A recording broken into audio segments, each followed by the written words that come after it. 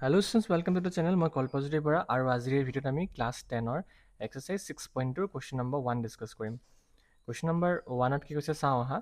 Question number 1ত তোমাক দুটা figure দিয়া হৈছে আৰু এই ফিগাৰটোৰ মিচিং এটা তোমাৰ দিয়া আছে ইচিৰ লেন্থটো ওলাব গৈছে ফিগাৰ 1ত আৰু এডিৰ লেন্থটো ওলাব গৈছে ফিগাৰ 2ত। ঠিক আছে, চ' ইজি কুৱেশ্যন হয়, বহুত বেছি টান নহয় কুৱেশ্যনটো। তো মই প্ৰথমত ফিগাৰটো বনাই লৈছোঁ। ফিগাৰটো এনেকুৱা ধৰণে আছে, ট্ৰাইংগেল এটা দিছে এ বি চি, ঠিক আছে, আৰু ইয়াত তোমাক লাইনডাল দিছে আৰু এই লাইনডাল পেৰেলেল হয় উইথ বি চি। ঠিক আছে, ইয়াত ডি ই বুলি লিখা আছে, একজেক্টলি মই বুকৰ নিচিনাই বনোৱা নাই।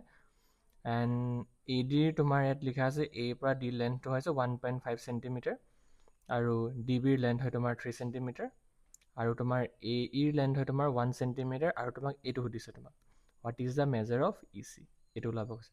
ঠিক আছে, চ' কুইকলি আমি চাওঁ হা এইটো কেনেকৈ কৰিব পাৰোঁ। আমি ইয়াত বেছিক প্ৰপ'জনেল থিয়ৰামটো এপ্লাই কৰি দিম। ঠিক আছে, বেছিক প্ৰপ'জনেল থিয়ৰামটো কি কৈছিলে, তাত আমি শিকিছিলোঁ যদি এটা ট্ৰাইংগেলত কোনোবা এটা ছাইডৰ এনেকৈ যদি পেৰেলেল থাকে তেতিয়াহ'লে বাকী দুটা ছাইড ইকুৱেল ৰেচিঅ'ত ডিভাইড হৈ যায় ন। তো আমি সেইটো লিখিম A D by D B. এইটো যদি থিয়ৰাম তোমালোকে নাজানা তেন্তে মই ডেছক্ৰিপশ্যনত লিংকটো দি দিম, মই প্ৰুফ কৰি দেখাইছিলোঁ এইটো কিয় হয়। থিয়ৰাম 6.1 আৰু থিয়ৰাম 6.1টো এক্সামৰ কাৰণে ইম্পৰ্টেণ্টো আছিলে। ঠিক আছে, চ' সেইটো যদি নাই চোৱা এতিয়ালৈকে দেন ভিডিঅ'টো চাই ল'বা, মই বহুত ইজিকৈ এক্সপ্লেইন কৰি দিছোঁ এই ভিডিঅ'টো। মই ডেছক্ৰিপশ্যনত লিংক দি দিম, কমেণ্টত লিংক দি দিম। ঠিক আছে, বেছিক প্ৰপ'জনেল থিয়ৰামটো সেইটো আমি ডিৰেক্টলি এনেকৈ এপ্লাই কৰিম। অ'কে, চ' এতিয়া এপ্লাই কৰি পেলাই এ ডিৰ মেজাৰ আমাৰ দিয়া আছিলে 1.5, ডি বিৰ মেজাৰ দিয়া আছিলে 3 আৰু এ ইৰ মেজাৰ দিয়া আছিলে 1 আৰু ই চি মেজাৰটো মিচিং আছিলে, চ' ই চি বুলি লিখি ৰাখিম। Alright, okay, then let's start ছলভিং।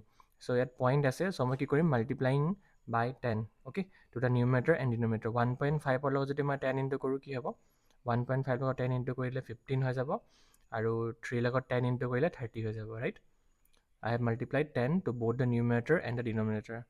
Okay, then 15 দি কাট কৰি দিওঁ, 15 1 যা 15 and 15 2 যা 30। ঠিক আছে, মই ইয়াত 1/2 পালোঁ, এফালে তোমাৰ 1/EC আছে। এতিয়া কি কৰিম, মোক ই চি ভেলু লাগিছিলে, নট 1/EC, চ' ৰেচিপ্ৰকেল কৰি দিছোঁ নহ'লে ক্ৰছ মাল্টিপ্লাই কৰিছোঁ বুলি ভাবিব পাৰে। এনেকৈ ই চি 1 যা ই চি আৰু এনেকৈ 2 1 যা 2 ক্ৰছ মাল্টিপ্লাই কৰিছোঁ বা ৰেচিপ্ৰকেল কৰি দিলোঁ বুলি ক'লোঁ, একেটাই কথা। চ' আমাৰ ফাৰ্ষ্টৰ আনচাৰটো হয় 2 চেণ্টিমিটাৰ। ঠিক আছে, ইজি আছিলে।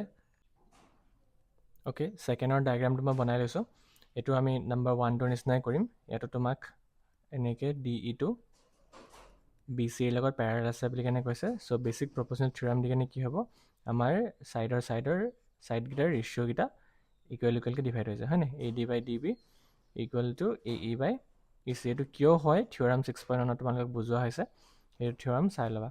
অ'কে, বেছিকখিনি নাজানিলে পাছৰ কুৱেশ্যনছখিনি কৰিবলৈ দিগদাৰ হ'ব। আৰু এই থিয়ৰামটো বহুত বেছি ইম্পৰ্টেণ্ট আছিলে, মই বাৰে বাৰে কৈ আছোঁ কিন্তু। ঠিক আছে, চাই ল'বা, এক্সামত আহিবই সেইটো। চ' ইয়াত এ ডি মেজাৰটো নাই, ডি বিটো তোমাৰ 7.2 বুলি কৈছে আৰু এ ইটো তোমাৰ চৰি ইয়াত মাল্টিপ্লাই দিব নালাগিছিলে নহয়, ইয়াত দিব লাগিছিলে ইকুৱেল। আৰু এ ইৰ মেজাৰ হৈছে তোমাৰ 1.8 আৰু ই চিৰ মেজাৰ হৈছে তোমাৰ 5.4। ঠিক আছে, অ'কে, এইটো এতিয়া কেনেকৈ ছল্ভ কৰিম, এইটো তোমাৰ আচ্ছা এইফালে 1.8 আৰু 5.4 ছেম নাম্বাৰ অফ ডিজিটৰ আগত পইণ্ট আছে ন, এটা কাম কৰোঁ দুইটাকে 10 দি ইনটু কৰি দিওঁ। ঠিক আছে, 1.8 লগত 10 ইনটু কৰিলে কিমান হ'ব, 18 হৈ যাব আৰু 5.4ৰ লগত 10 ইনটু কৰিলে কি হৈ যাব, 54 হৈ যাব। ঠিক আছে, এতিয়া 2 দি ডিভাইড কৰোঁ, 2 9 যা 18 আৰু 2 2 যা 4, 2 7 যা 14। এতিয়া 9 দি কৰি দিওঁ, 3 দিও কৰিব পৰা, নহ'লে 9 1 যা 9 কৰি দিয়া, 9 1 যা 9, 9 2 যা 18, 9 3 যা 27, 1/3 পালোঁ। ঠিক আছে, এ ডি ইকুৱেল টু এইফালে আমাৰ 1/3 আছে আৰু 7.2টো এইফালে ডিভাইড হৈ আছে ন লেফ্ট হেণ্ড ছাইডত, ৰাইট হেণ্ড ছাইডত গ'লে ইনটু হ'ব, 7.2টো ইনটু হৈ গ'ল। ঠিক আছে, দেন এতিয়া কি কৰোঁ, 3টো ডিনমিনেটৰ আছে, কাট কৰি দিওঁ, 3 1 যা 3 আৰু 7.2টো কাট হ'লে কি হ'ব, 3 2 যা 6 পইণ্ট আৰু এইফালে 12 হ'ব ন, 3 4 যা 12। চ' আনচাৰটো মই পালোঁ 2.4 চেণ্টিমিটাৰ। চ' ফাৰ্ষ্টৰ আনচাৰটো 2 আছিলে চাগে আৰু ছেকেণ্ডৰ আনচাৰটো হৈছে 2.4। ঠিক আছে, একেবাৰে ইজি আছিলে হয়নে। চ' আই হোপ মই কুৱেশ্যনকেইটা কেনেকৈ কৰিব লাগে ভালকৈ বুজাই দিব পাৰিলোঁ। তোমালোকে ভিডিঅ'টো চাই কেনেকুৱা লাগিলে জনাবা কমেণ্ট কৰি, আৰু লাইক কৰি দিবা, কমেণ্ট কৰি দিবা, আৰু এতিয়ালৈকে যদি ছাবস্ক্ৰাইব নাই কৰা দেন এটা ছাবস্ক্ৰাইব কৰি দিবা। থেংক ইউ ফৰ ৱাচিং, see you in the next video'.